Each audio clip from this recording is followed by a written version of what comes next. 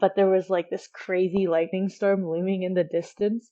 And it was like, oh my God, we got to do this fast and get out of here. And it was getting dark at the same time. Standing on that bridge, almost 11 o'clock at night, pitch black, and nobody around, and being in a place we've never been before. And you could hear the river way below. You could hear the river flowing through.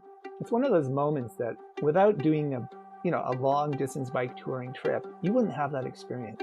And it was kind of magical. Welcome to the Seek Travel Ride podcast, where we share the stories and experiences of people who have undertaken amazing adventures by bike. Whether it's crossing state borders, mountain ranges, countries or continents, we want to share that spirit of adventuring on two wheels with our listeners.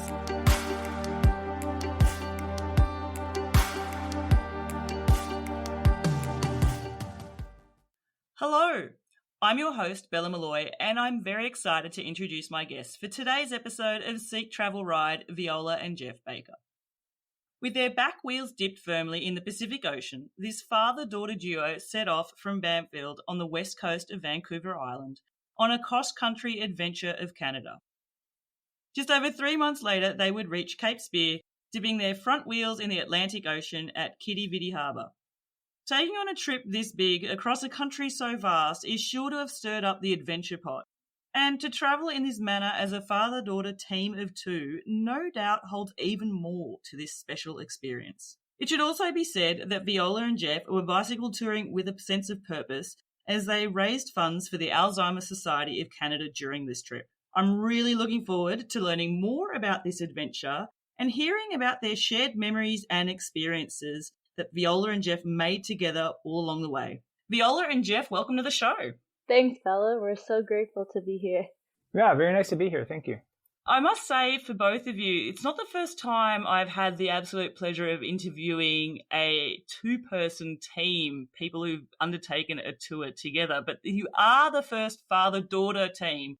And it's interesting because often when I interview a team of two, a couple of them might funnily laugh and say, oh my gosh, we fought so much, we could have gotten divorced so many times during this trip. You can't divorce your daughter, you can't divorce your dad. So I'm going to be interested to see how that relationship played out.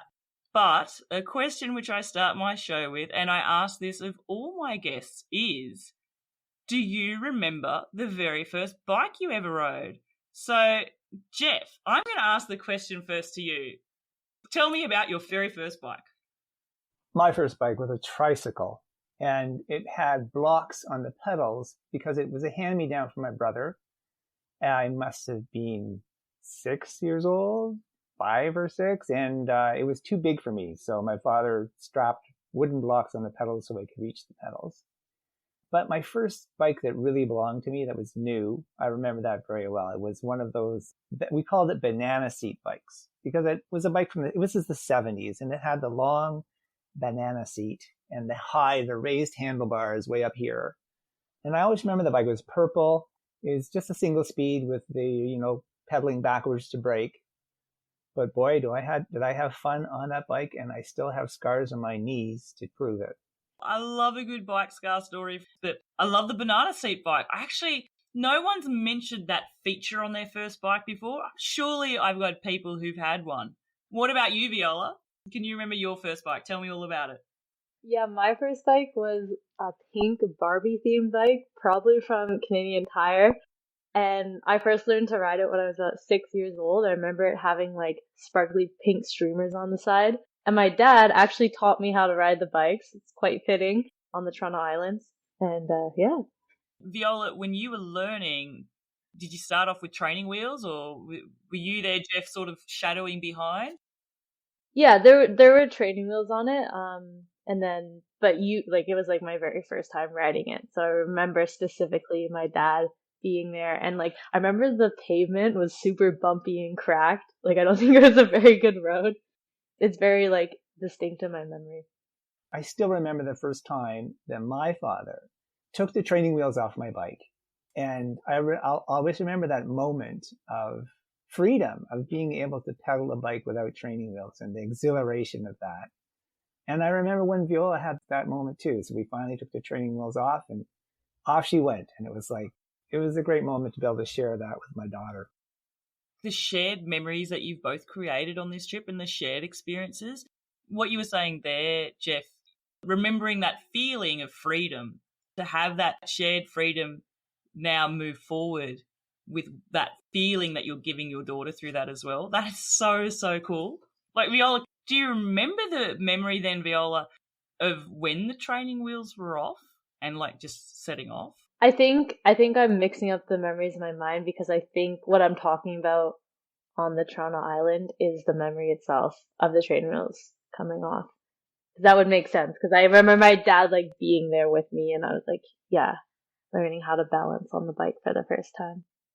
Bikes aside, what about the outdoors? Like, did the outdoors feature in your family, like growing up together? Like, did your holidays involve being in the outdoors?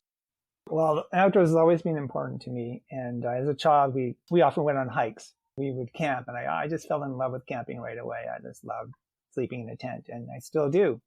And I tried to impart that to Viola and her brother as well. So since they were very young, we've been taking them out camping and hiking. And so being outdoors is an integral part of their growing up. Yeah. Viola, would you say that your love for the outdoors has sort of stemmed for that? Like, are you more at home in a city environment or like, you know, with a big mountain scene and a lake in front of you? Oh, definitely the latter.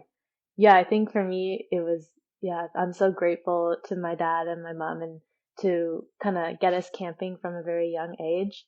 And that certainly inspired me. I actually continued on and in my post-secondary education, I studied outdoor recreation management in North Vancouver. And so for me, that was taking my upbringing in the outdoors in Ontario and felt like kind of a next step to go into the coast mountains in BC and learn how to backcountry camp for the first time, learn how to ski tour for the first time, and really just, yeah, kind of find my soul in the mountains. I have to say, I have this vision of Canada as a destination for amazing outdoor adventures, and just the things that you're talking about there, I can just put myself somewhere backcountry, camping, wildfire, blue hour comes, and all of a sudden I'm looking at the most amazing starry sky. Obviously, to choose an education path down that career path as well, like you're fully immersed in it. Yeah, it's a decision I don't regret at all. The decision to ride bikes across a massive country, coast to coast like Canada, who came up with this idea? And I want to know how you, for the other person that didn't come up with it, did it take a lot of convincing or were you all in from the outset? So it was my idea, and kind of where the idea came from was while I was in my outdoor recreation program, one of my professors showed us this documentary called This Mountain Life, and it features a young woman and her 6-year-old mother who ski tour from Squamish, BC to Skagway, Alaska. They ski trek, carrying all their own gear. And it was an incredible documentary to watch, very inspiring. And when I watched it, I just kind of thought I was about to graduate from the program myself and kind of like, okay, what's next? And I was like, I want to do something big like that, but I want to do it in my own way. And to me, that was biking. And I was just getting into bike touring myself. And I knew that my dad has had a lot of experience bike touring in the past, but he hadn't done it in a while. And I was like, I wonder what he would say if I brought this idea to him. So, Jeff, I guess I invite you then. What did you say? Did you need a lot of convincing or were you all in?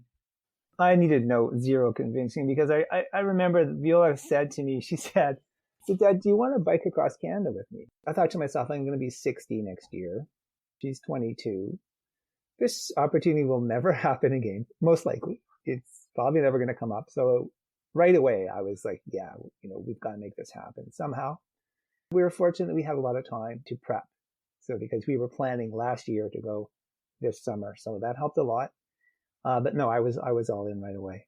Jeff, you've taken bike tours before. Had either of you actually travelled together on a bike? Even simple like weekend trips or overnighters or anything like that? We hadn't done an overnight yet, but we had done some bike tours together. There's a trail in North Vancouver that we frequent quite often. It's like a paved road through the forest, but no cars are allowed on it. But we hadn't done any overnight bike trips together, no. Who brings the bike touring experience to this? Is that coming from you, Jeff? Like, you've done tours before. Yeah. So in the past, I'd done tours in the 80s and 90s. And my last major tour was in 1999, where I went to France and did a tour of the Normandy coast. World War II D-Day beaches was like the focus of that tour. Of course, I'd been telling Viola about these trips. That was part of the inspiration, I'm sure, on her part. But I should add that when she did ask me that, because I hadn't done a trip in a while, and I wasn't sure if I could physically make it across Canada. So I told her when she asked me, do you want to go across Canada? I said, well, I'll give you Calgary. Because once you go from Vancouver to Calgary, you've passed over several mountain ranges, including the Rocky Mountains. And I was thinking, I couldn't commit to the full Canada, but if I was able to make it over the Rockies and my knees were still going, then I could commit to it. So that was my first commitment was, you know what, let's get to Calgary and then we'll talk. I like that. So you've sort of given yourself a midpoint milestone. Well, I say midpoint, and I should point out, my listeners, this trip was like 8,000 kilometres. This is not a small trip. This is huge. What sort of distance are we talking just to get to Calgary? What is that, like, Viola? That's about, how far would you say that is? We should Google the answer on this. I'm Googling. But I guess while you do that, Viola, Jeff, what you were sort of saying, though, it's not so much how far it was more the terrain that you would have to overcome or experience to get there. And That's that right. would give you your own inner confidence to know that you could actually continue on going towards the Atlantic that way too. Correct. That's right. And it was getting over those mountains, which I knew that would be make or break it for me. Yeah, I'm getting about 1,000 kilometers, which makes sense because we did it in about 10 days-ish. So 1,000 kilometers was a good starting point for me to know whether I would physically be able to do that. And I also knew that in the past previous long day trips, I had some knee issues, right? And sure enough, going through the mountains, I did start to have some knee issues.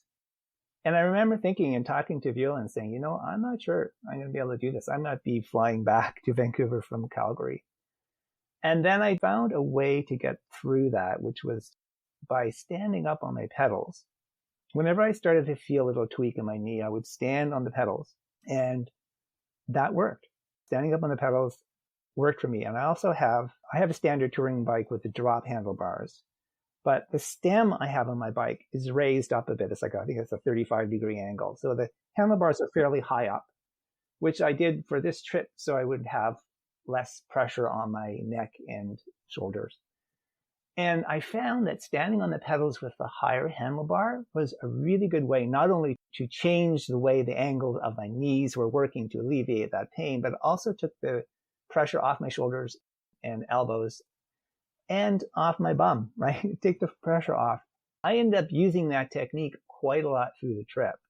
And by the time I got to Calgary, I had zero knee pain left. I could just sit on the pedal and pedal without any pain. But then I ended up through the rest of the trip doing a lot of standing up on the pedals anyway, because I found it was a very comfortable way of biking. Even on the flats, I would end up doing some standing on the pedals. And it was like, it also had a good rhythm to it. I felt like I was kind of dancing on the bike while I was standing up. If anyone was watching Viola and I biking, they would see Viola going along, and oftentimes I would be behind her, just standing up casually, biking on the pedals, standing up. And I found that to be a fun way to avoid knee injury and to pedal efficiently. You're right, though. Like, changing positions, sometimes it's changing a constant position, which means that you're stopping something that's a little niggle from turning into something that becomes an acute injury to something that all of a sudden becomes chronic. But I love that you developed a different style, which allowed you to go the distance. I have to ask, you mentioned that it felt like you were dancing. Did you ever find yourself singing while you're doing this dance? Not much of a singer, so Viola's lucky. No, I didn't. I wasn't singing well. I was just imagining the rhythm. And also I just remember, like, I basically stood up all the way through across the Kicking Horse Pass. I just put it in a low gear, so I wasn't really, struggling. And I got up that pass. And once I got that, the next few days, I knew that I was going to be able to finish this trip. To give you an idea of the Kicking Horse Pass, Bella, so it starts basically right in Field, BC, and you're right in Yoho National Park. And we had camped that night at the provincial campground there. And we were like, okay, we gotta get out early the next day. Woke up around 6 a.m. to start. And so it's flat and then it just goes straight up. So it's like very early in the morning and we're just biking straight up this pass and it's steep for a long time. And my dad is just standing on his pedals for a very long time. He's steady, but surely coming along slowly. Yeah, exactly. Forward momentum. It's interesting. I had the pleasure recently of interviewing Stefan Bart, and I mean, he's in the ultra endurance cycling space, but he's also a cycling coach. And he's written a book about long distance bikepacking or ultra races. And one of the questions that came up there was about saddle sores. And his technique was that every so often you need to stand for no less than a minute at a time. The reason I bring that up is it just sounds like a minute, right? But a minute is actually a long time when you start standing. And Jeff, my mind is blown that you would take an entire pass standing. I don't care how slow you are and I don't care what gear you're in. I just think it's so admirable that you stood the whole way. That's some technique. Yeah, it was a long haul, but just like I was saying, if you put it in the low gear and you get the right rhythm going, you get into this rhythm and it's not that hard. It wasn't as hard as I would have thought if somebody had told me, oh, I'm going to stand up through the Kicking Horse Pass. I would have thought, no, you can't do that. But it actually worked. And having the raised handlebars, ergonomically, it was a really good position to get sort of to get the cadence going. Once I got that rhythm going, you just get into the zone and plow through, and it worked really well. And as I said, it became a technique which I would use quite a bit. Even when I didn't have to physically to make up a hill, I didn't have to stand up. I found I did because I was used to it. I found it ended up being a very efficient way of getting up a steep incline.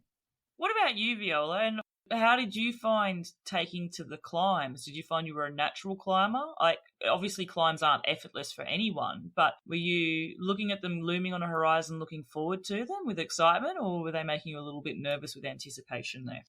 I did quite enjoy the climbs. Obviously, it is a bit of a type 2 fun, of course, but I think me and my dad can both agree that just kind of going in a low gear and just coasting really works well. I have always seen myself as someone who I'm way more of an endurance athlete than like a speeder by any means. And I have to say, going through BC and going through the Rockies as well, you're just kind of distracted by the views. So the climbs aren't nearly as bad. I've got to say, if you want to have an attribute given to you for a tour of this distance, the word endurance is one that you want to have. So playing to your strengths there as well. Climbing or descending, which one did you enjoy the most? It's like peanut butter and jam. They just so hand in hand, like, and I think a lot of people have said that as well. But I mean, with the descending, sometimes you have this feeling of awe because you're just flying down the mountain. And I don't think you can really get that anywhere else. What about you, Jeff? Do you prefer climbing or descending? That's really tough because you can't have one without the other. And okay, climbing, as Viola mentioned, climbing for example, in the Rockies is sublime because of the surroundings and the payoff when you get to the top. So the beauty of the mountains surrounding you, like as Viola mentioned, it distracts you, it motivates you, and it turns it into an experience which is more than just a physical effort. However, as much as I love gliding down the other side of the mountain, obviously depending on where you are, usually that means once you're gliding down, you're going to have to climb again, right? So, it's a bit of a yin and yang situation. They go together. I like them both. I don't know if I have a preference. It depends where. If the climb is in an area where if it's really hot, for example, if it's a very hot day, then I would definitely prefer the descent. Yeah. Can I say, actually, on that, the only time I've ever been thankful for a headwind has actually when I've been climbing in the heat. And even though it's hard and it's ridiculously slow speeds, it's the only time where having a headwind and having a breeze hit all my sweat on my body I've been thankful for it, even though intuitively something that's going to make this climb harder should not be something I'm thankful for. But it's been the only time I can ever think about that. I don't know whether either of you have had that experience and you sort of know where I'm coming from there. Absolutely. I remember a brutal climb. We're north of Lake Superior. There were some very steep climbs. And because you don't have the altitude you have going through the Rockies or the Columbia Mountains, generally it was hotter. And we did have a day where there was a tailwind and we were climbing in the heat. And those two combined were terrible because you don't get any ventilation. You don't get the cooling effect. So I 100% agree with you. That's probably one of the worst climbs, is to be climbing in the heat with a tailwind. Yeah, I remember you saying that day that we were doing it, we would like stop sometimes mid climb, and my dad would be like, "Okay, turn around and just face the wind so you don't get heat stroke." Because it was just really like that. So I want to talk then, Jeff, you talked about, your motivation. Can I get through the Rockies? I'll commit to Calgary and then we'll go from there. Viola, what about yourself? When you come up with this idea that you're going to pedal from coast to coast, 8,000 kilometres, vast distances, many mountain ranges and provinces all around Canada, what sort of perceptions did you have in this adventure you were setting out for yourself? And what preconceptions about thoughts and experiences did you think you were going to encounter on the way? I think for me, a big part of it was I wanted the challenge, and I wanted to go on a journey that would take me away from the life that I was living. Not that it was a bad life, but it was like a pattern, and I wanted to step out of that for a long time. And the idea to just bike across this country just kind of popped into my head, and it was exciting because I had never been to the prairies, I had never been to Newfoundland, so I was excited to get to those places and to be able to do it by bike, to be able to do it through slow travel. I just hadn't never thought of a different partner other than my dad. It was something I really wanted to do with him, and something I really wanted to share with him was kind of, it was my first big bike tour. I had only really done like a couple days here and there before, so I knew I wanted to do this with him, no question. That's a pretty impactful sort of feeling to be certain of from the outset as well. Jeff, I feel it awesome to hear that. I can't imagine what it's like for you to hear it. And maybe it's not the first time you've heard it either. You obviously have a close relationship, and it's a testament to the bond that you have that your daughter asked you to go on a trip like this. Yeah, it was pretty special, and that's why I didn't hesitate, because it's a unique opportunity and I just wanted to seize on the moment. Yeah, I was quite privileged to have the opportunity to do that with my daughter.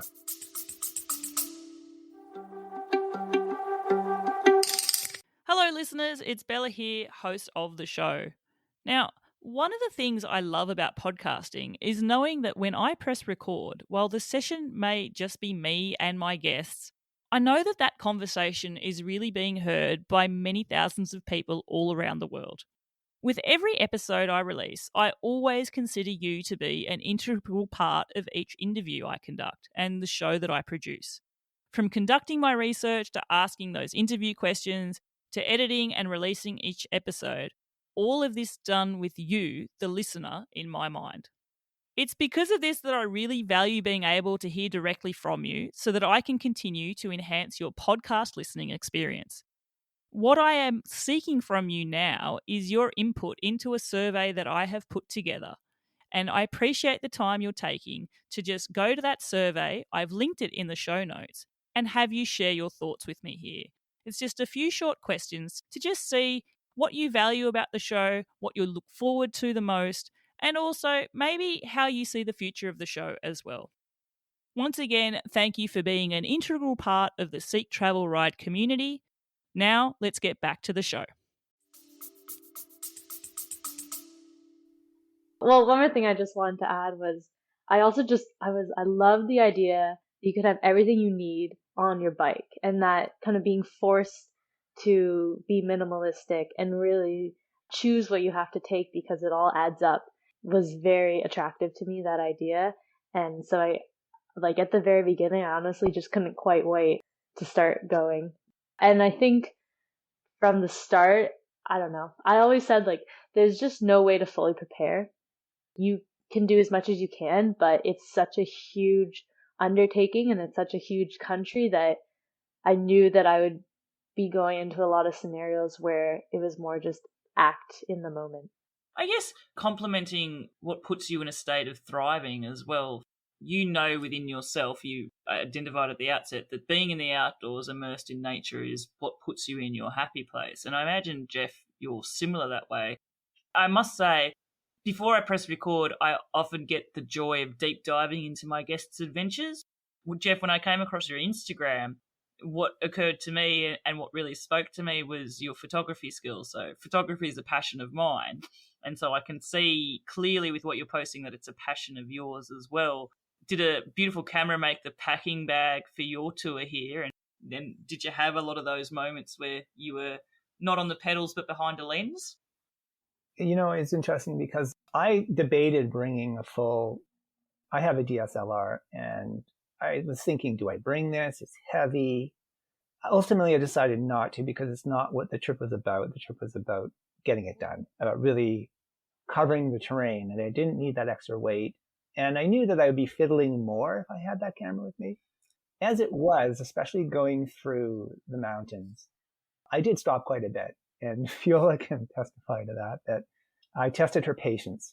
I just used a phone, which in itself was good for me because it's more discipline to really, you're not using the tool as much as your eye to get the photo, to get the shot, is what I found. But having said that, once we got through the mountains and on to the plains, the number of times I was stopping for photography, it dropped quite a bit. So, yeah. That endless horizon. Yeah, as you can tell, I love the mountains. And so for me, it was a real pleasure to be able to capture those moments. And that is the other beauty of bike touring, is that you can stop almost anywhere. In a car, you can't have that. So if you see something in the moment, you see the scene, the light is hitting the mountain and the clouds are draped over the top of the mountain a certain way, you don't have to drive another 10 minutes down the road, stop, and then walk back, because in a lot of those mountain passes and routes, you're not allowed to stop. You're not supposed to stop a car. Whereas on the bike, you pull over and take the shot. And so that was such a joy about doing this trip on the bike, is that I could seize those moments, or you could just stop and admire them too. If you didn't want to take a photo, you could just stop and say, look at that. There were many moments like that too, where I wasn't necessarily taking the photo, but just stopping and enjoying, admiring the scenery that otherwise in a car, you just blow by and you wouldn't be able to appreciate. Allowing yourself to have those moments of magic when the moments of magic are happening as well. I 100% get that. It's hard to make a decision as a photographer to leave your camera behind, but sometimes you've got to sort of take yourself to the purpose of the trip. And for some of my guests, they film their trip, which blows my mind because it means setting a camera up somewhere, going back, riding past it, going back to get the camera, setting up the shop, and also then to put all of that together. Can I ask, for both of you there, how much of your country, Canada, had you both sort of experienced? And I don't want a percentage. Like, how much of this trip was taking you towards something that would be brand new? Like, had you travelled across much of Canada before?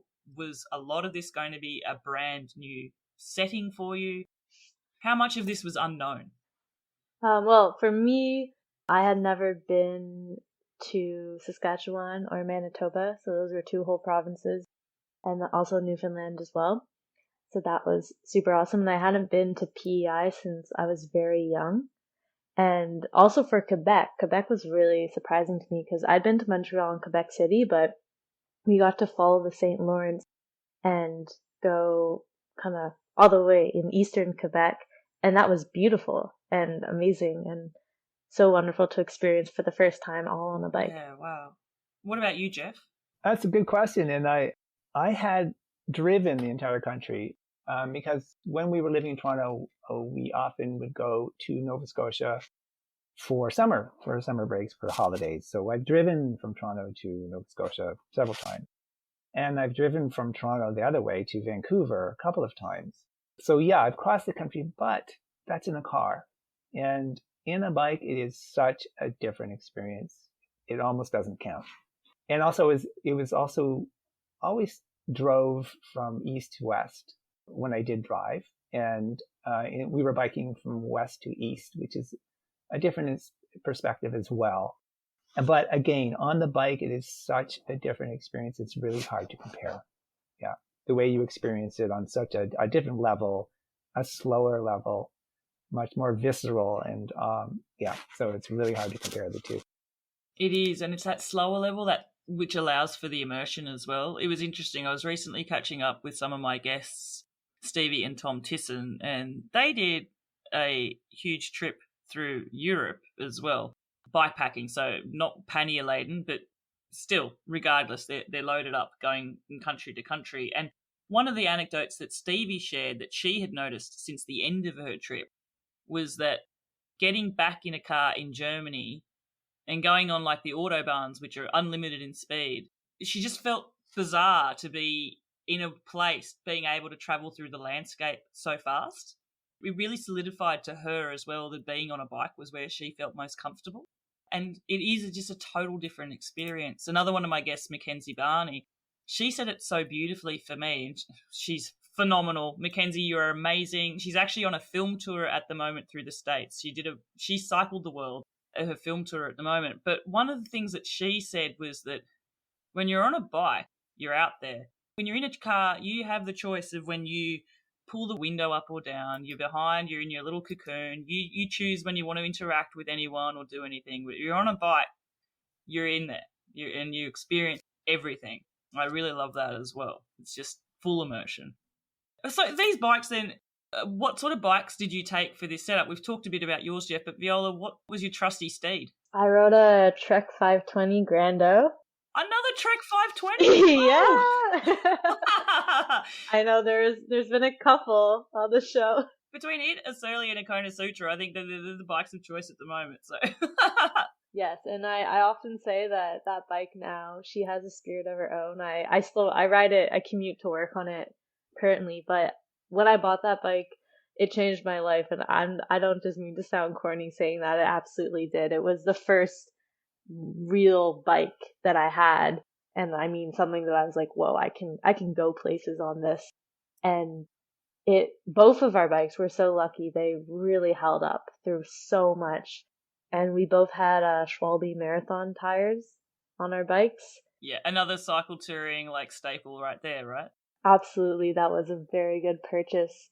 And wow, we can both confidently say that we both each my dad had 2 punctures and I had 1 puncture for the entire journey. That's pretty awesome. That's testament to their durability there and good fortune.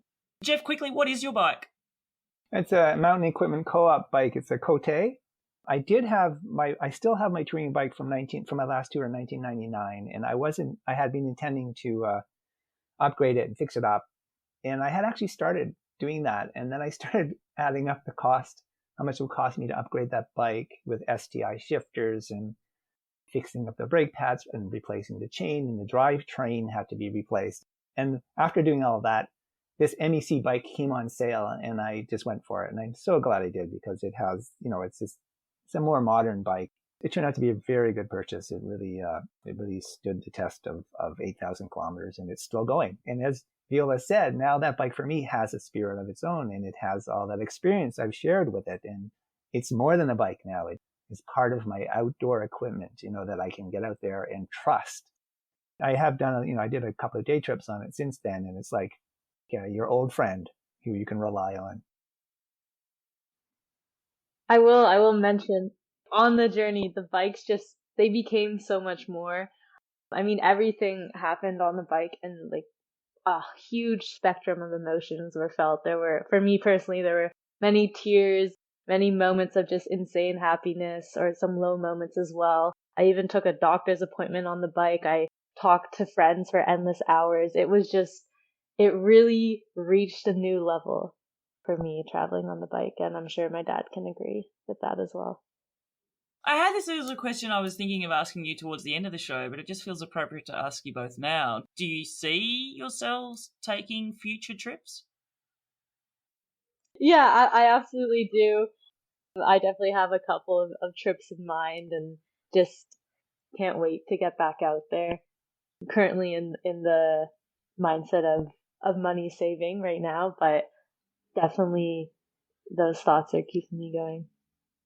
What about yourself, Jeff? Like, you mentioned you had a bit of trepidation about whether you could do a tour like this. You've proven that you can. You've developed your new climbing technique. Yeah, that's the thing. And now that I also have the equipment, I've a new bike and a lot of the equipment that I had to repurchase for this trip because the old equipment was not up to the task. And so, yeah, I would love to go out and do another overnight, a multi-day trip. Nothing as ambitious as that and what we did do. And there was a couple of places that I'd love to revisit that we went to and maybe spend some more time, that we didn't have time to sort of linger and explore. So yeah, for sure. I would love to be able to have the time, make the time to do that. 3 punctures for both of you over that distance. Did you have any other mechanicals? Were the bikes just ran true? I did have a problem that was a learning moment for me. The derailleur hanger of my bike snapped. And it was because my chain jumped off the sprockets on the derailleur in the back and twisted the derailleur. And in those cases, the hanger is meant to snap so that you don't bend the frame or you don't damage your derailleur. But I made the mistake of not packing a second one. And it's a very proprietary part for many bikes these days. The derailleur hanger is made for that bike. So that was the one major. Other than that, there was really nothing. I mean, it sort of cost us a couple of days because I had to go and source another one and put it on. Anything else was basic maintenance. I replaced a couple of pads for the disc brakes. Halfway through, after about 5,000 K, we both replaced our chains. I replaced my cassette as well as a preventative measure. Yeah. It's handy though, because what you were saying there about making the mistake of not packing a hanger with you, sometimes it actually takes that mechanical to happen to realize that that's something that you need to bring. And I say that because the ideal is you learn from someone else's mistake. And listeners, learn from this. If you're planning a long trip, figure out, if you don't know what a derailleur hanger is, find out the one that's on your bike and make sure to get a spare, because it does bring you to a stop pretty quickly. I had the awful experience myself a few months ago. This was actually on my road bike. I wasn't even touring. And how the derailleur actually even snapped, I still don't know. I don't know whether there was a twig that got caught up or a bump. I have no idea. Anyway, it ended up mangled, and it was not a ride away from this experience mechanical to me. So I can imagine on a tour, I'm actually trying to think, can you single speed a chain without a derailleur hanger? Can you actually get it to a stage where you can do a bodge that gets you moving? You could bypass the derailleur, take it off, and change the length of your chain so you essentially have a single speed bike, which was something I was considering just to get out of that situation. Fortunately, we were able to call a friend who was able to come and pick us up. We were very, very fortunate in that case. But promptly after that happened, I went out and bought 2 spare derailleur hangers. It'll never happen again. Probably not. But if it does, I'll be ready.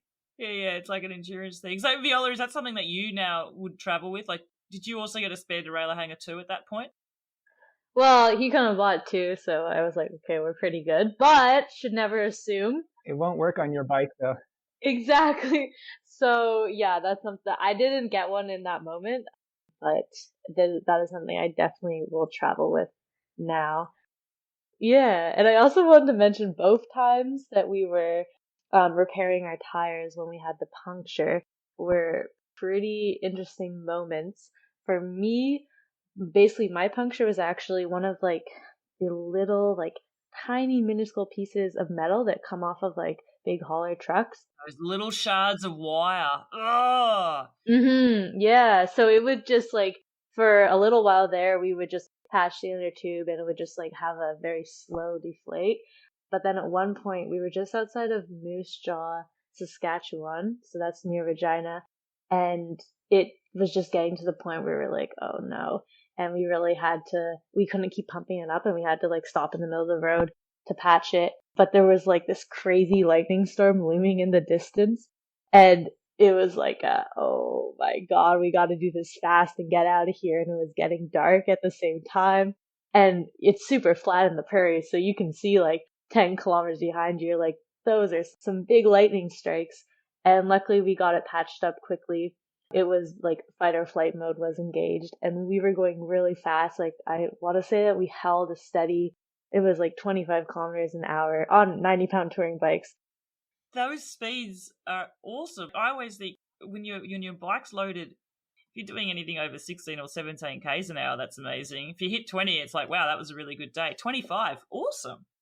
Yeah, it was about like the last 20K into Moose Jaw to our host's house for the night. And it was really just like, bike, put your head down and bike. And there luckily was no headwind at the time. It was just like stale air. So I was in the front just breaking through, and we got there and got a nice bed to sleep in. But yeah, that was a moment where I was like, we better get out of here fast, because it was just that there's nowhere to really take shelter because there's not really that many trees. They're kind of few and far between. Yeah, hence why it's called the prairies. I lived in the Snowy Mountains in Australia. We have an area which we call the Monero Plains, which is a natural treeless plain. And it's rolling countryside. It's not completely flat. So I have this vision of a open landscape that's open to wind and lifeless in a way. Is that what the prairies are like? Well, I wouldn't say lifeless, but there are not a lot of trees. So when the wind picks up, you don't have a lot of shelter to break the wind. And I remember it was Michelle who you interviewed before, and she was mentioning about the prevailing winds going from west to east. And I remember in her podcast with you, she mentioned about having a tailwind, which basically blew her across the prairies. And they did one day where they did 230 kilometers. Yeah, it's phenomenal, right? Yeah, we were really lucky in that regard because our ride across the prairies, we had mostly tailwinds. And we did one day of 220K. And just as Michelle did, we did a long day to take advantage of that. I remember she mentioned that she just wanted to keep going. We did the same thing. So we ended up doing 220K that day.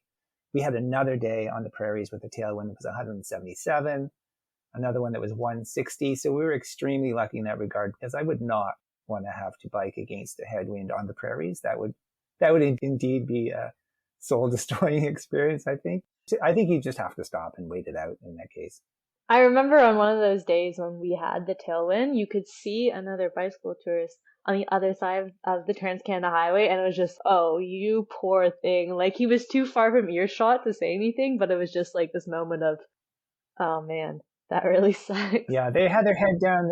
They were putting their all into it. They must be doing like 10K. And meanwhile, we were just coasting along at like 35, 38 kilometers per hour with zero effort. We were so fortunate. Yeah. We ended up getting to Winnipeg ahead of time because of those tailwinds. It was great. The 220K day literally blew us across into Manitoba. We crossed the border, the Saskatchewan-Manitoba border that day. So that was pretty awesome. Now, I have to say, I don't want to portray the prairies as barren, empty land, because it was gorgeous. In fact, the tagline for Saskatchewan is land of the living skies. We had some of the most beautiful skies going across there, because you have such a view. You can see so far with so little obstruction. It was so beautiful. And one of the other things I remarked about on the prairies, it was one place where you could see an entire train from head to tail. You could see the entire train, like it was 120 car train. The views are so vast, you could see the entire train from head to tail. And I thought it was fascinating to see that.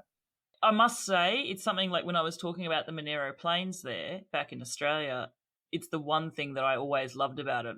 It was big sky country. When you have an amazing sunrise, sunset, starry night, that is like an amazing place to view that vista, because it feels like land is compacted and the sky just fills the endless void, if that makes sense. And it's moving to see nature put on a masterpiece of a show in that way. I imagine you must have had some amazing moments like that. When I think of Canada, I think of magical natural places, vistas that are so grand and vast. But I imagine you've both had a slew of amazing magical moments at the start and end of days as well. Yeah, I can speak to that, especially on the prairies, because we had one day when we were biking into Regina, and I'll never forget it because the clouds in the skies were amazing to begin with. And then as the sun started setting behind us, it was illuminating yellow glow, these gorgeous skies all around us, and beautiful clouds. And then later on in the evening, we saw another lightning storm ahead of us. And it was making the clouds light up from behind. So we had this incredible light show was going on. Behind us, the sun setting, clouds around us glowing yellow. In the distance to the north, I guess that would have been the northeast, there was this beautiful lightning show going on, far enough away that we didn't have to worry about it. And then it was in the evening. We were biking into the evening that day. And it was a couple of days after the full moon. And so as we're biking along, the moon starts coming up to the southeast of us. And it's just glowing behind the clouds. And then to top it off, this was July 1st, which is Canada's national holiday, Canada Day. As we arrived in Regina, the fireworks were going off, right? So we had light shows, man-made and natural light shows, 360-degree light shows. That was one of those awe-inspiring moments to remember, for sure. Oh, unforgettable moments. Absolutely. What about you, Viola? If you were to recount like one of those moments you have so many. I don't know whether this is a great question or a stupid question. I know it's a hard one to try and reduce it down to maybe just a moment, but a standout experience for you?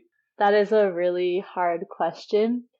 Two come to mind, so I'm going to say them both. But one would be riding the Bow Valley Parkway.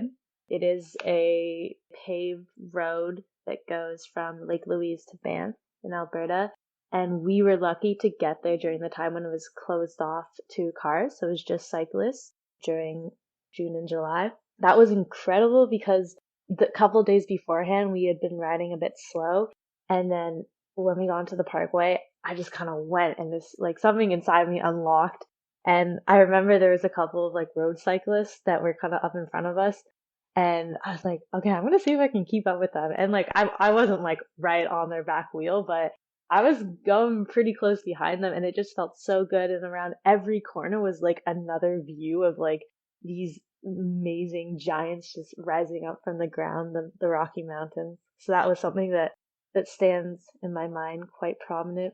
And then the other one was when we did arrive at Cape Spear. To me, that's just a moment that's frozen in my mind as this magical time because it really does feel like you're on the end of the world where it's just ocean for as far as you can see. It's this incredible rugged Newfoundland coastline and this feeling of we did it. And it's just truly magical. I don't know any other way to describe that moment for me. That particular scene and moment, I can only imagine it would be so emotional on many different types of emotional levels as well. Yeah, it's the easternmost part in Canada, and we rode our bikes as far as you can get, but then we like got off our bikes and like climbed down the rocks and stood on the very edge, and it was so cool because the waves were just like crashing up, and you could like feel the energy of the Atlantic Ocean, and you could like feel the spray, and sometimes you were like, oh my god, I'm gonna get like sucked in. It was just like, Dad, you remember that moment was like... Yeah, that was a special, it was such a perfect place to end the trip because it is the easternmost part of North America, I believe, actually. It's so beautiful. It's just outside of St. John's, Newfoundland, called Cape Spear.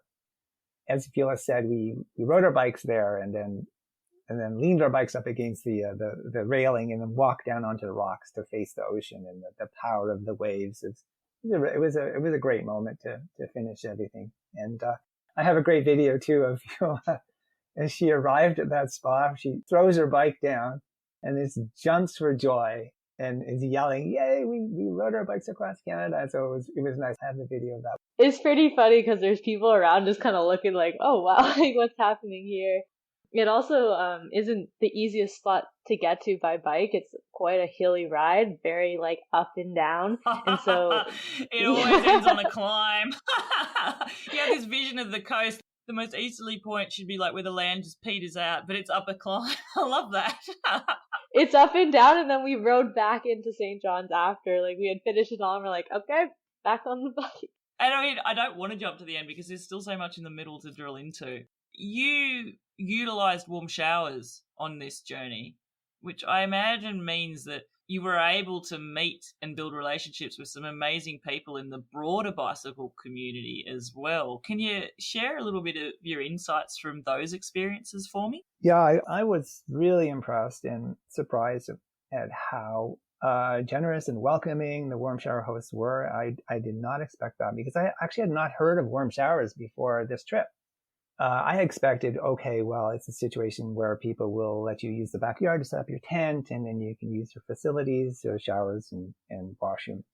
But in most cases, people were inviting us into their homes and giving us a bedroom or beds to sleep and feeding us homemade meals. It was really very impressive, and we were kind of blown away by the whole experience, and we were so happy that was part of our trip. It really made the trip, it really enriched our trip in meeting people, like-minded folks who have similar experiences, and trading stories of bike touring, and also just getting tips for biking in their area. If we were, for example, if we were with a warm showers host in Calgary and they were telling us how to negotiate getting out of the city, and camping opportunities for, heading eastward. It's really quite an amazing experience to be welcomed into people's homes like that.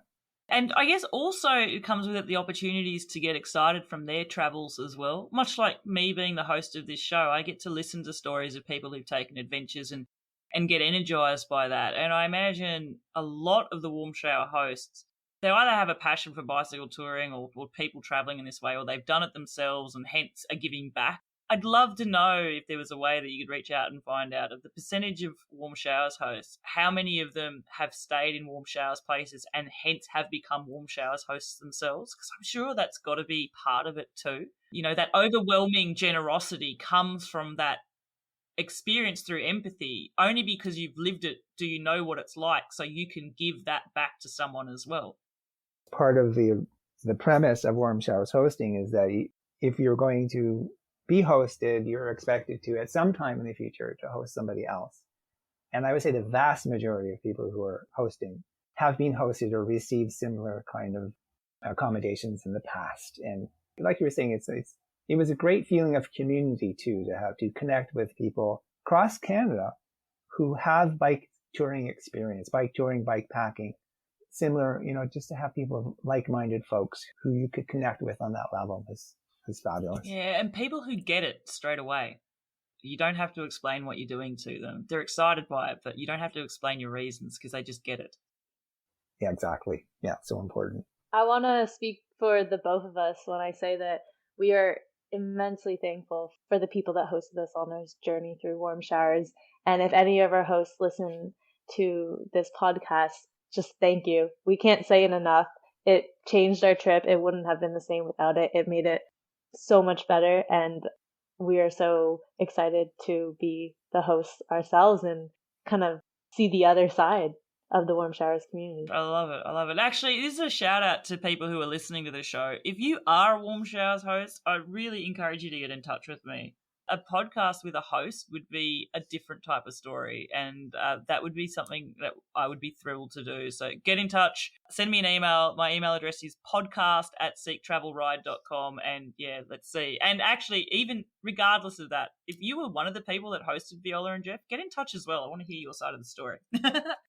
Warm showers host is one thing, though. I imagine, Viola, you talked about that poor bicycle tourist getting battered by the headwinds that day. Did you come across a lot of other cycle tourists during this trip? Yeah, we came across a couple, and we were lucky enough to have a couple of consecutive days or days here and there riding with fellow cyclists. Sometimes we would meet some cyclists at a warm showers host or at a shared camping ground, and then a couple of days later see them again. And it's this feeling when you see another cyclist, whether you're seeing them for the second or third time or just meeting them on the road, that understanding of, I know what you're going through, or I have a similar idea of what you're going through. And you get so excited of like, where are you coming from? Where are you going? What's your story? And it's just like automatic friendship. It was amazing. Although I will say, I want to see some more women out there because we didn't meet as many women as I would have liked to. So hopefully that will change in the future. We've talked about highlights. A trip like this, unfortunately, does have lowlights, and hopefully they don't last too long. But if I was to ask you, during the trip, were there ever moments, snap derailleur aside, were there ever moments where you just thought, this is too long, this is too hard, I can't keep enduring this? Did you ever have those thoughts periodically enter your mind when it got tough? Yeah, absolutely. I think it's pretty hard to do a trip that big and not have low moments or not have those moments where you want to turn back, where you want to stop because yeah, it gets tiring. It's hard waking up every day and getting on the bike and not knowing what you're going to face. So good for your brain to be having these new experiences every day, but it is very tiring and it can become a lot. There was some moments for me in Quebec where I was really struggling because we were nearing the end and it was just, I think, all piling on. But a shared struggle for us, a shared big day was day 43 of the trip. This was when we were biking the northern part of Lake Superior, and we biked 198 kilometers with 2,035 meters of elevation. To putting that into perspective, that's just shy of doing the Whistler Grand Fondo, which is biking from Stanley Park in Vancouver to Whistler. So it's just shy of that, but on 90-pound touring bikes. And that day for us was 10 hours in the saddle. It was a huge day.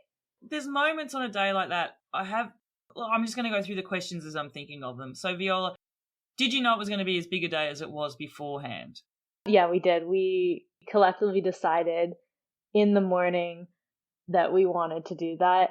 And it was just because we were trying to get through Lake Superior pretty fast. We both had rest breaks. For my dad, it was near Toronto, and for me, it was in Ottawa. And so we were like, okay, let's go.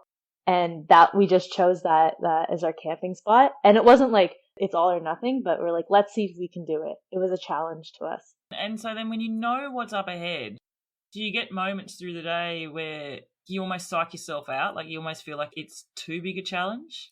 It's a tough moment, and do you start questioning your why and your motivation? What was interesting about that day is that one of the cyclists who we had met on the trip was doing the same section on that same day. So it was kind of encouraging knowing that he was doing the same part, and he was behind us, and we ended up actually meeting him later on in that day. So I'm just saying that knowing there's somebody going through the same experience as you, well, I found that encouraging and helpful, helped us get through it because we weren't alone out there. There was another cyclist who we knew that by that time we had known him, became a friend. It was encouraging to have him sort of following us and doing the same thing. And then towards the end of the day, we met him and we could commiserate and talk about the day.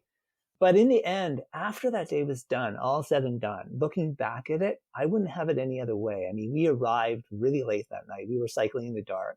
But in a funny way, it sort of became a highlight of the trip because we got through it and we made it. No injuries. Everything went well.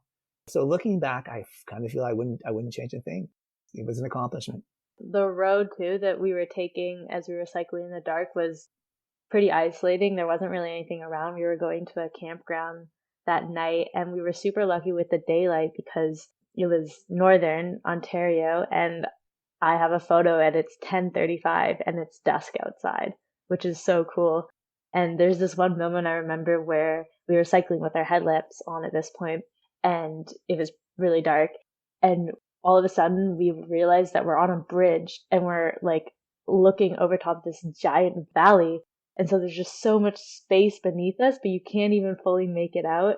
And we just turned off our headlamps and kind of just like stood there with our bikes. And we're like, wow, it was crazy.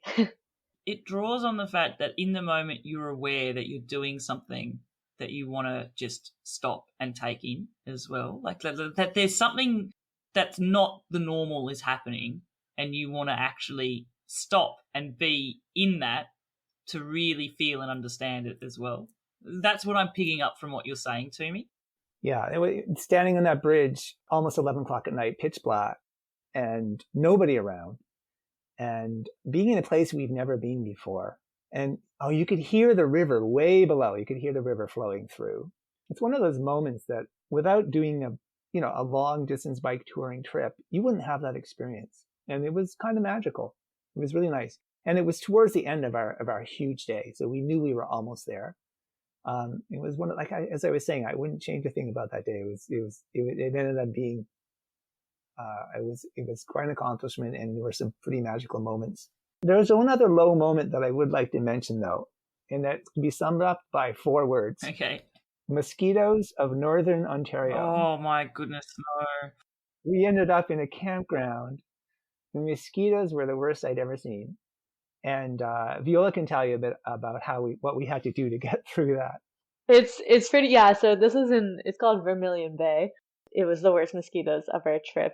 And we were camping that night, and I remember I was coming back from the washroom, and so the mosquitoes hadn't quite found me yet. And I just see my dad in a cloud, and I'm not exaggerating. He's in a cloud of mosquitoes, and he has like every bit of skin he can possibly cover. We have like mosquito nets for our head. But he was lucky because he had rain pants on that would go below his ankles, but I didn't. So my ankles were just exposed with the socks. And then later, as soon as I got access to a grocery store, I bought plastic wrap, and that was my solution. So every night I was putting plastic wrap around my ankles. Like glad wrapping your skin to stop the mozzies coming in. Oh my goodness. Yeah, that night was like, there was like a thunderstorm and just mobs of mosquitoes. It was funny thinking about it now, but in the moment it was not very funny. I am a mosquito magnet. I joke with people that they don't need mosquito repellent because I am their repellent. I swear, if I'm there, I'll get covered in mosquito bites, and no one else seems to. Viola, it sounds like your dad was pretty covered, so they default went to you. But just ordinarily, are either of you like me in that way, where you seem to be a mosquito attractor? I wouldn't say so. We could have used you that night, Bella. I wish you were there with us. Oh, I'm sorry, man. You know, oh, it's my nightmare because you know that infuriating time, like every now and then you might lie down to go to sleep and you hear that zzz, Yeah. and you're, oh no, there's a mozzie. There's a mosquito here. I'm just trying to think of what a cloud of mosquitoes must sound like. I'm just picturing it's insane. I'm glad you mentioned that because that's the other part of the experience is once you get into tent and you close that flap behind you, zip it up, then you've got to spend 10, 15 minutes hunting down the last mosquito. And that night, it probably took us a full 15 minutes to get rid of all the mosquitoes before we could sleep. Definitely a low point. Where is this spot, and is it somewhere I should just strike off my list of where to go because I'm just going to be miserable forever? It is approximately the most northern point of our entire trip. It's near Dryden, Ontario, which is it's northwest of Lake Superior. You know, I don't want to smear that entire area with this story. It's possible that campground was near a breeding area for mosquitoes, and it was particularly bad at that particular site. But yeah, it was the worst mosquitoes I've experienced. In Australia, and we have what we would call march flies or horse flies. Did you have experience with those? They're like massive flies, not little buzzy, like huge, and they bite the little peggers. We have horse and deer flies here, and they're similar. They'll bite you, but in my experience, it takes a while for them to latch on and bite. So they need some time. And on the bikes, I guess we were lucky because we didn't have any rest stops or campgrounds that had them. I did see them when we were biking, but being on the bikes, the wind would blow them and they wouldn't be able to get purchase on you long enough to bite us. This segues into the obvious section of wildlife. We move on from insects here. Wildlife, I'm going to go with the stereotypes. Many people are going to think about biking through Canada in summer in national parks and bears will come up. But, you know, you talked about deer. I imagine, is there like caribou? Like, what sort of animals did you encounter on your trip and how enriching was that? So luckily we saw no grizzly bears because that, as we were going through the Rockies, was a very real fear, for me at least. But a black bear did cross in between me and my dad. It was just crossing the highway. This was just after completing Rogers Pass, so just before Golden, BC. And my dad was looking at his phone on something, and I was like, Dad, bear! And the bear just looks up, just chilling, and then keeps on walking. Did not care at all. I've just got this vision of like Yogi Bear. Hey, boo boo. Sorry, just chill. He was pretty nonchalant. It was quite an experience though, because I was looking down, I wasn't paying attention, and I'm kind of glad because what happened was Viola said, "Hey, Dad," and I looked around, and this bear was, I don't know, maybe 20 feet behind me, and another 20 feet or 25, 30 feet further on was Viola. So he was literally walked between us, which means that if I had looked up, I would have seen this bear walking across the road towards me. I'm kind of glad I didn't see that. I didn't have that moment. And again, as Viola said, he kind of looked up when she yelled, and then looked back down and sauntered off into the woods. So we were lucky. I did have one other bear sighting when we were on Vancouver Island, West Bamfield. We were approaching the beach where we were going to sleep that night, and coming over this little hill, just coming over the hill, there was this huge black bear between me and the beach where we were going to sleep. And we had this moment where we just sort of stared at each other.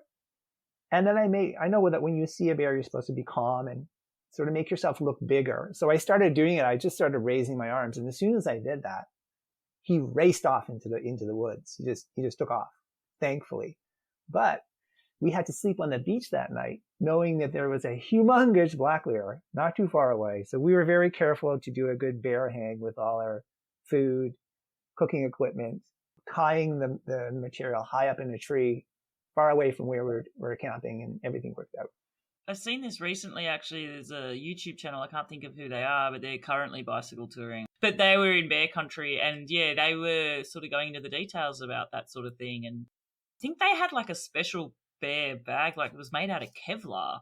Also, they spoke about eating away from camp so that there was no smell of food near camp. So they walked, hiked away, had their dinner, put their food far away and went to camp, and got anything that had an odor at all and put it in that bag as well. So I was sort of surprised by that, because I can understand food, but they were talking about any soap or deodorant or anything that might have some sort of perceptible odor to it as well. Toothpaste, all that stuff. I've also seen, and I want to know if you came across this, some campgrounds that have like bear lockers where you can actually put a lot of your stuff in an enclosed sort of metal locker. Did you come across those? Yes, there were several campgrounds which provided that. That's really handy to have. Very helpful. Yeah, it's awesome when it's there, because there was one time we were camping and it wasn't there, and it was like 10 p.m. at night. This is after a big day, and this is in BC. We were making a bear hang, and so for those of you that don't know what a bear hang is, you basically just like tie a piece of rope to anything heavy like a rock, throw it over the closest branch you can get to that's going to be high enough off the ground that a bear on its hind legs can't reach it, and then attach all your food to the other part and haul it up. And we had to make two, and we want to go to bed. And then across the lake in this other campground, this guy starts pulling up a chainsaw and blasting loud country music. And we're just there after like a 100-kilometer plus day, like. So let's say the earplugs came in handy that night for sure. No. So I had this weird vision of this guy in a chainsaw, then he sort of walks along and unwittingly chainsaws down your tree that you've got your bear hang on. No, it was just that doing the bear hang late at night was bad enough, having to find the tree and after a long day. And then when we're ready to go to sleep, this guy, I don't know what he's doing. What is he doing? I don't know. And then he turns on his chainsaw, right? Yeah, we were kind of laughing about it because it was just so funny. It's good that you were laughing about it because, and again, it's all a mindset thing, right? You can sort of laugh about it, scenario, and go, "Oh my gosh, it's making noise. I just want to go to sleep." Or you could go, "There is some loony at nighttime firing up a freaking chainsaw in the woods. What is he doing?" Each horror movie you've ever seen comes playing into mind. Right. One more funny scenario I want to mention that has to do with the bear in some way is while we were on in Bamfield, so the first beach where we started our tour. I was a bit nervous going to sleep that night because we knew that there was a big bear in the area, and so in the middle of the night, I don't know, something just woke me up, and me and my dad had separate tents, but they were set up close together, and this was a narrow beach. There wasn't that much room to set up your tent away from the ocean, and I looked outside and I was like, oh, my shoes have been moved. Like one of my shoes was gone. And so I was like, Dad, the bear moved my shoe. And my dad is just half asleep, like, nah, that's not true at all. And then I'm like, wait a minute. And I realized that the water is halfway up my tent. It's not inside my tent, but half my tent is in the ocean. And so high tide. Yeah, high tide. Yeah, it was actually right before like a big massive spring high tide. And I looked at the tide charts before going to sleep and I was like, we should be good. But I forgot to take in daylight savings and counted that extra hour, and a lot can happen in the last hour of the tide coming up. And so we're both kind of peeking out of our flies in the middle of the night, just being like, is it going up or down? We don't know. Just kind of yelling on the beach. It was a pretty funny moment. And then we joked that we had to dip, because that was the foot end of our tent. So we had to dip the head of our tent into the Atlantic because the Pacific Ocean. Yeah, I mean, not only did we dip our rear tires in the ocean, we dipped our tents in the ocean too, inadvertently. But it was funny because I remember going to sleep that night and thinking, wow, it's nice to sleep next to the sound of the ocean waves, but they sound pretty loud tonight, louder than usual. And that was the reason we misjudged the high tide mark on the beach. Fortunately, our tents are quite waterproof, as we found out, so nothing, we were able to leave them where they were. It was just like the tail and the foot end of the tent, maybe a foot or two, was in the water. Yeah. Yeah, the tide was going down. You might have started a new cycle touring tradition. You've dipped your wheels, but did you dip your tent? That's right. Yeah. I love it. One other wildlife encounter that I want to mention for myself was biking in Lake Superior Provincial Park, and I was just biking along the road. My dad was a bit further ahead of me. I couldn't see him at this point, and something just came out of the forest, hit me across, like slapped me across the face, and then went back into the forest. And I was like, what was that? And later I figured out, after talking to some people about it, that it was a grouse, and that they're just kind of portrayed as not very smart animals. And it was almost like it was just flung, and its wing fully just slapped me right across the face. And I was like, I just got slapped by a bird on my bike. Far out, that's almost like a different type of experience to being in Australia and getting swooped by a magpie. Yeah. It brushed your face too. That was weird. Whoa. And then I saw later on when I was biking in similar countryside, I did see a bird do a similar kind of move, sort of cartwheeled out of the woods, flopped across the road and flew off into the other side. So I thought, yeah, it was probably one of those uncoordinated moves of a grouse. And there was those birds that would fake dive bomb us. Red-winged blackbirds. They wouldn't peck you, but they would play with you like that. Not as bad as Australia, I don't think. I've never heard of that type of an encounter. I didn't even know that type of an encounter could exist. That is like... Yeah, the red-winged blackbirds can be very territorial, and if they see you coming in, they'll wheel around your head and then dive down close to you. And I've heard of cases where they actually will grab your hair, but we were just lucky we had our helmets on those days. I have to say, in the Pyrenees, I say it so many times, but I'm so forever thankful that the vultures and the red kites and the buzzards and the eagles don't swoop because they are so big, those birds. Like, they stand over 1 metre tall. They've got wingspans that some of them are over almost 3 metres. They could lift you and your bike and your 90 pounds of gear up and drop you wherever that'd be a different bird's eye view, wouldn't it? Something I wanted to ask both of you here is, and I mentioned it in my introduction, is you took the decision to fundraise during this event as well, and your charity of choice was the Alzheimer's Society of Canada. Can I ask what sparked that on and why you chose that? Inspired because of my mother has Alzheimer's, Viola's grandmother. All her sisters do too. So her family, all the women in her family who are now in their 80s, early 90s, all suffer from Alzheimer's. So that was the inspiration for choosing that as a charity to tie into this trip. Yeah. Yeah, and I guess give it a sense of purpose above your own personal motivation to physically cross a country as well. Yeah, absolutely. I think it gives a different grounding to it too. Were there moments in the trip where you were drawn to that? You're doing something with that sense of purpose? Are you thinking like Viola? Are you thinking of your grandmother during this trip and things like that as well? Yeah, I was definitely thinking of my Oma during the trip, and I mean, it's hard because if we told her what we did, she would forget it right away. But also what really stood out to me, and I'm sure my dad can speak to it as well, is we would meet a lot of people and we would talk to them, and my dad made these little business cards that had a picture of us and kind of said what we were doing and had the link to our GoFundMe on the back, and so we would give it out to a lot of people that we met because they would come up to us and be interested in what we were doing.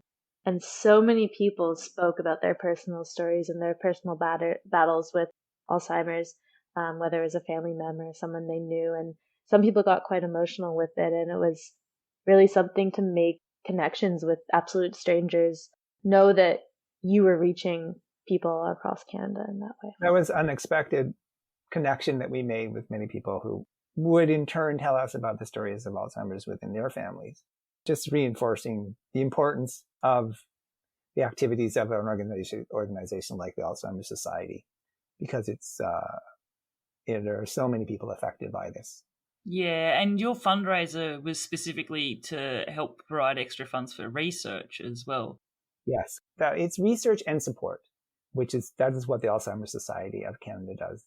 They support people with Alzheimer's, and they also provide funding for research and resources for research as well.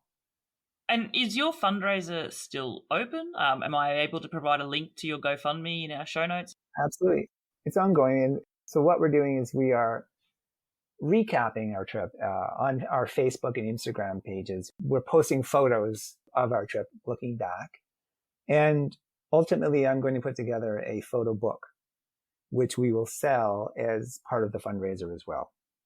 So if somebody's interested in the photos that you see, that a lot of those photos will make it into the photo book and will be something that can be purchased, and any profits over the cost of making the book and mailing the book will go directly towards our fundraiser as well. That is awesome. I'll definitely be providing a link to that for our listeners who are interested. Thank you. You were talking about Instagram or Facebook accounts. Do you want to give a shout out if people want to visually see these journeys and stuff? How can they find you there online?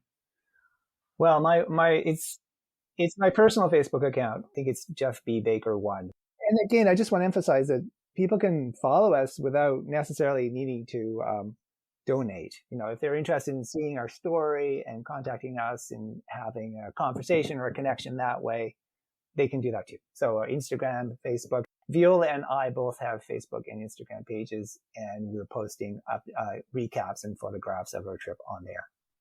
Awesome. I can give a shout out to my Instagram. That's probably the best way to see the updates that I post, and the link to the GoFundMe is in my profile. My Instagram is Viola. It's VEEEOLAA. Probably the easiest way for me is through my Instagram, which is at Jeff B. Baker. So it's JEFFB Baker. I definitely encourage you to follow both of them along there, listeners, because as I've intimated as well, there's some phenomenal photos to take in of your journey. And even, Jeff, with your photos and your photography as well before your journey too. Well, thank you. Something that's occurred to me is when you take a trip like this with someone else, it can sometimes solidify the foundations of your relationship. It changes things, and it also changes you in a way about a person. I realize this is a deep and meaningful question, but reaching the end there, setting this goal together, reflecting inwards to yourself, how have you found that this trip has changed you? Oh, I can speak to that with respect to the actual bike tour part of it. Because of my previous experience of bike touring back in the 80s when I first did my first long distance multi-night touring, that's when the change happened to me, was back then. After those tours, I was changed. Just to know that you can do something like that and experience that, and the feeling of having all your belongings, everything you need on the bike with you as you go, and reducing your lifestyle to the essentials. That feeling changed me. And it's carried with me all these years. And when Viola asked me to do this, I could draw on that experience and that feeling to be confident that I could do at least the first part of this, and I could do this with Viola and help her to organize such a trip. As for this trip, what I found that changed me about this trip was the physical aspect. To be able to do this, dare I say, at my age, successfully, has given me more confidence to carry on trying to maintain this physical level of fitness. And also I feel more fit. Just walking, just simple act of walking, I feel more stable and I feel stronger and more balanced. So it's changed me that way. And it's changed me in respect to my relationship with Viola. I feel that we have a deeper relationship after having experienced this. We like to say that we now have memories across the entire country. We share memories from one coast to the other. And that's pretty special. So I guess you could say that it's changed me in that way too, through that experience and through that relationship. It's something self-assuring to be aware of those changes as well, Jeff. To be able to speak about them so eloquently, but to also be able to introspectively be aware of that yourself. That level of self-awareness is amazing. What about you, Viola? I think that's a pretty hard question, but what comes to mind for me is something that I learned from my dad, and it's something he always has said to me is wherever you go, there you are. And it really did resonate for me on this journey, and in reflection after the journey is it doesn't fully matter where you are, but you're still going to be your own person, and that's going to be all the good and all the bad. And that change is very slow. And through the slow travel of traversing an entire country by bike, you realize that maybe the big changes that you want to see in your life are going to happen very slowly. And I think when you look back on a period of time, you are able to see how you kind of transformed from A to B, but it takes a long time. And I think for me, it was just really understanding that I am me wherever I am, and being okay with that, and understanding that I'm going to get to another place someday, but it's going to take some time, and that's okay. And one other thing that I really wanted to mention was the impact that Terry Fox had on our journey across Canada. For those of you that don't know who Terry Fox is, he's a hero in all the Canadians' eyes and many other people. He was a 22-year-old man who had a dream to run across Canada called the Marathon of Hope to raise money for cancer research, as he was a cancer survivor himself. And unfortunately, he only made it just east of Thunder Bay. So he started in Newfoundland, where we finished our trip. And it was really quite moving. We visited the monument that they have for him in Thunder Bay. And on the monument, it says, "To every Canadian, he left us with his challenge, a challenge each of us will meet in our own way." And reading those words, being there, having gone there on my bike from Vancouver Island, brought tears to my eyes, because it was just, I was doing that challenge. This was me meeting it in my own way and in my dad's way as well. And we had essentially the Marathon of Hope left to ride. Everything he had ran was what we had left to complete our journey. And that was quite moving for the both of us. Oh, and I should mention that he did that run on one leg. He had a prosthetic leg because he had lost one of his legs to cancer. So he was running the average of a marathon per day on one leg. It was quite moving to see where he had finished and to know that we were going to cover that not exact, but very much of the same trajectory he took, we were going to do on our bikes. And then indeed, when we got to St. John's, Newfoundland, there was a memorial where Terry Fox started his run. So it was quite something to see where he finished and where he stopped, and to cover that distance on our bikes was, as Viola said, it was quite moving. This experience that you're reading there, to feel it so deeply because you are traversing and traveling that same part of land. You know, it's like we said earlier, people who travel this way, they get it, they understand it. This has resonated with you so much more profoundly and deeply because of the act of what you did, aligned in other direction, but aligned with what he was doing. It's really moving. It makes us appreciate what he went through, to see the distance he covered in that way. That it lent us a new perspective to what he did. And if I was to ask then, when you mentioned the word perspective, if you were to wrap up your perspective of your own country now, of Canada, your perspective of your own nation, having traversed it, 8,000 kilometres, so many highs, so many lows, so many mountains, lakes, rivers, nature, cities. What's your perspective of your own nature, the culture that changes across the way? Well, again, it's the benefit of riding on a bike. Doing that trip on a bike is that you can stop and talk to people and get a sense of, as you mentioned, different cultures across the country. Another way of doing this trip you wouldn't necessarily see.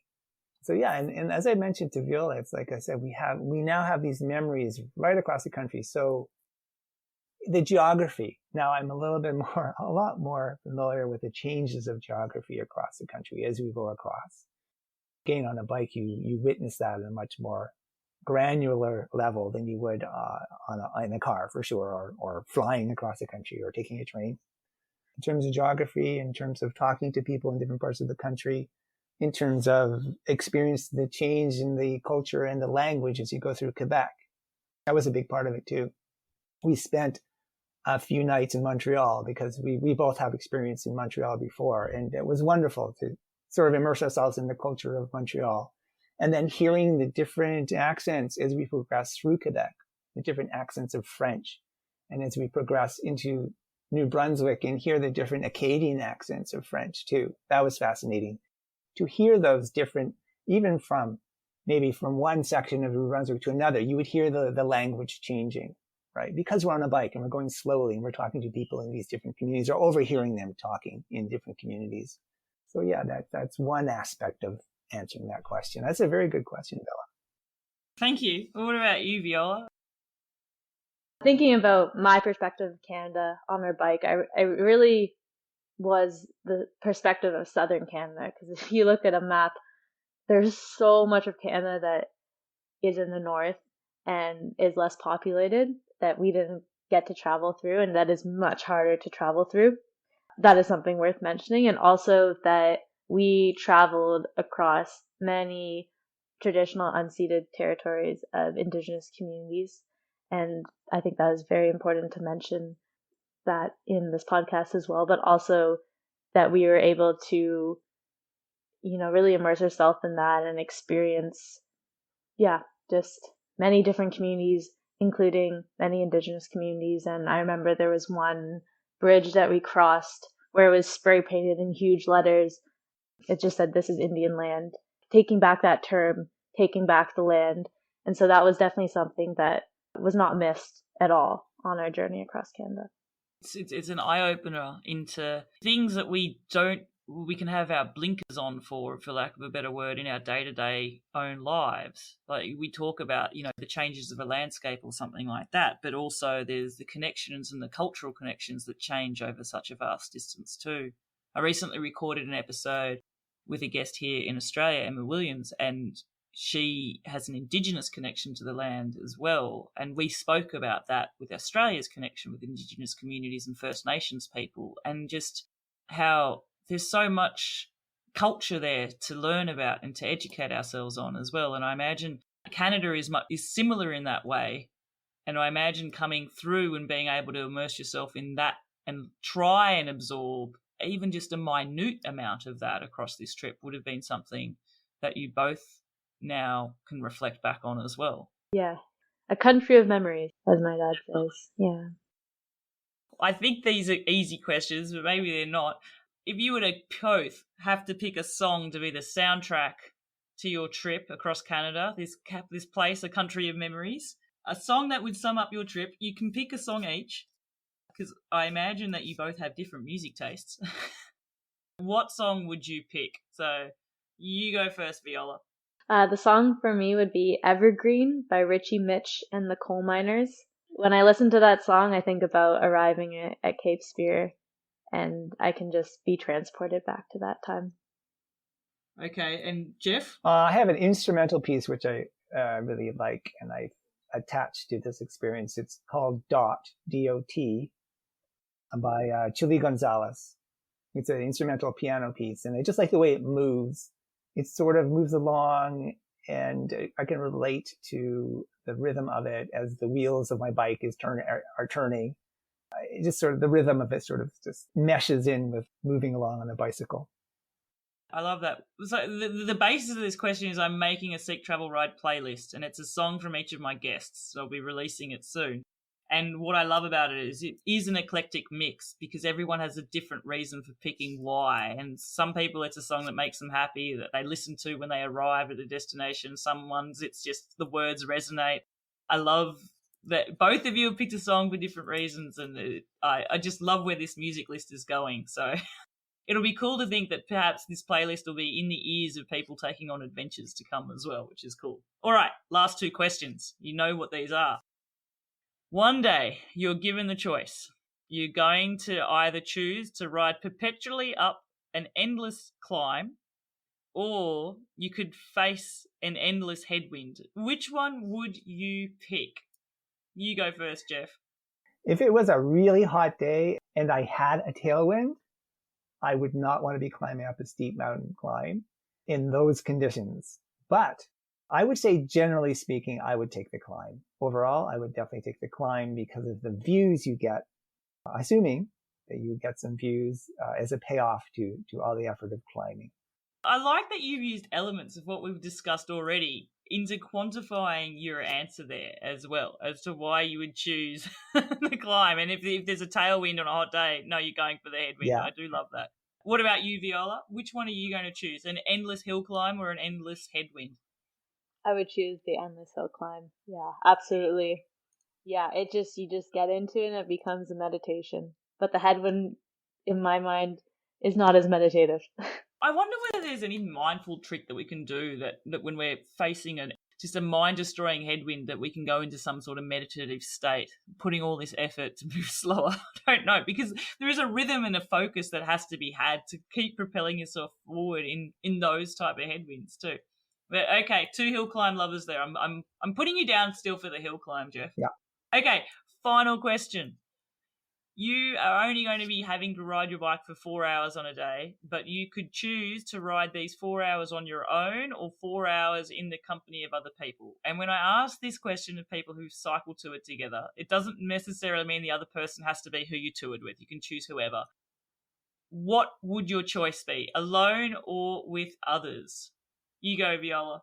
I think if it was just for 4 hours alone, because cycling is always somewhere I go as a place to reflect, and like I mentioned before, it's a place where I find it very meditative and I can find moments of calm. But if it has to be an entire country, definitely not alone. For sure. Okay, I'll accept that. What about you, Jeff? Alone or with others? I think I have the same answer. I would do it alone because it's a meditative experience, and I'm not one who would want to socialize and talk while I'm riding necessarily. 4 hours? Yeah, I do that alone.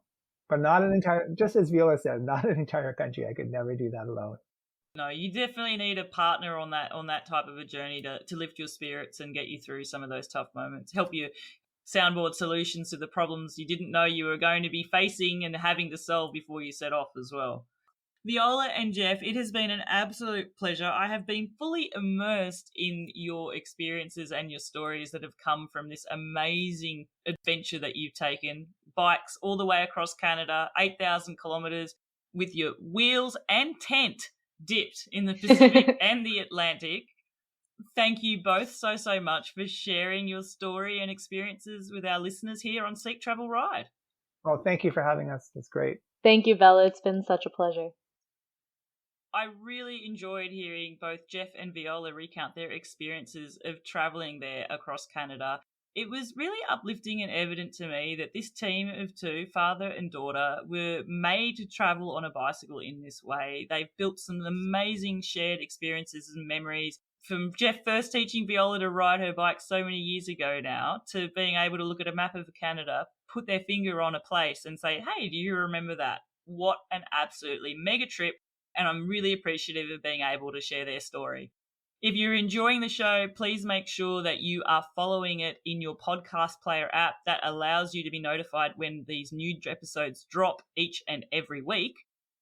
And have you joined our Facebook page? It's starting to grow. We're building this community. I know there's so many of you out there now, and it's a great way to be able to get a little bit further into the details of our guests, find out where they are now, and maybe even interact with a few, because many of them are actually in that community group as well. I've provided links to them in the show notes, and you can go there, hit it up, and join our Facebook community too there on Seek Travel Ride. Something new that I have also just started is a ability for you to leave me a voice message. I've put a link of this in the show notes too. All you have to do, if you want to leave me a message, if you've got some burning question about an episode or just want to talk about something at all about the show as well, click the link, leave me a voicemail, and I can hear it too. And perhaps I'll even play it during the show. Until the next episode, my name's Bella Malloy. Thanks for listening.